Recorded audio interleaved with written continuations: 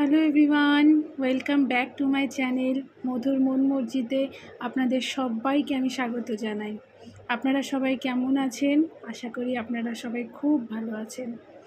Video শুরু করার আগেই আজকে আমি আপনাদের কাছে ক্ষমা চেয়ে নেব, কারণ আমি ডেলি আপনাদের সাথে কানেক্টেড হতে পারি না, ডেলি আমি কোনো ভিডিও আপলোড করতে পারি না, তার জন্য আমাকে ক্ষমা করে দেবেন।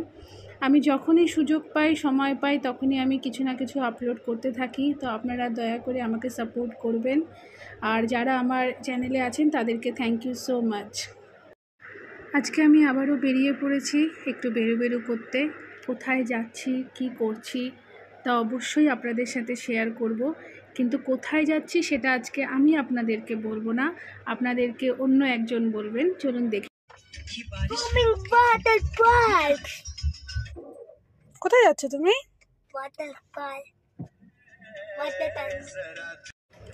আমরা আবারও চলে এসেছি 24/11-এ।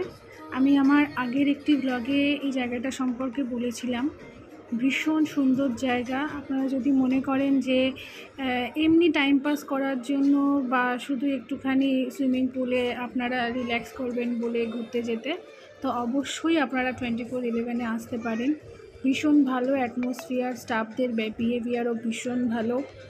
আর আমার ছেলে তো এখানে আসতে ভীষণ ভালোবাসে, ইভেন আমরাও ভালোবাসি, তাই মাঝে মাঝে এখানে চলে আসি।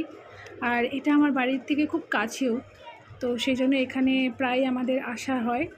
দেখুন জলটাও ভীষণ পরিষ্কার, তো জায়গাটা অবশ্যই ভালো, তো আপনারা অবশ্যই চেক আউট করতে পারেন।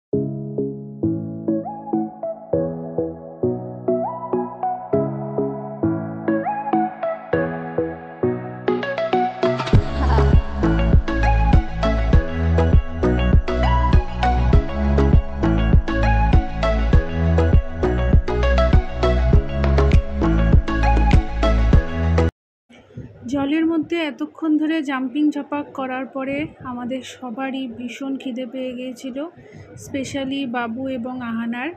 তাই আমরা চলে গিয়েছিলাম লাঞ্চ করতে অরণ্যতে। অরণ্য মাদারিহাটে আছে একটা ফ্যামিলি রেস্টুরেন্ট। আপনারা এখানে এসে এখানকার খাবার অবশ্যই ট্রাই করতে পারেন। ভীষণ ভালো এদের খাবারের কোয়ালিটি এবং টেস্টও ভীষণই ভালো। তো আপনারা অবশ্যই এখানে আসবেন, খাওয়ার ট্রাই করবেন। তো আজকের ব্লগ আমি এখানেই শেষ করছি। আবার আপনাদের সাথে আমার দেখা হবে আরেকটি নতুন ভিডিওতে। আপনারা সবাই ভীষণ ভালো থাকবেন। আমার ভিডিও যদি আপনাদের ভালো লেগে থাকে তাহলে অবশ্যই লাইক করবেন এবং কমেন্ট করেও জানাবেন। তো আজকের জন্য টাটা।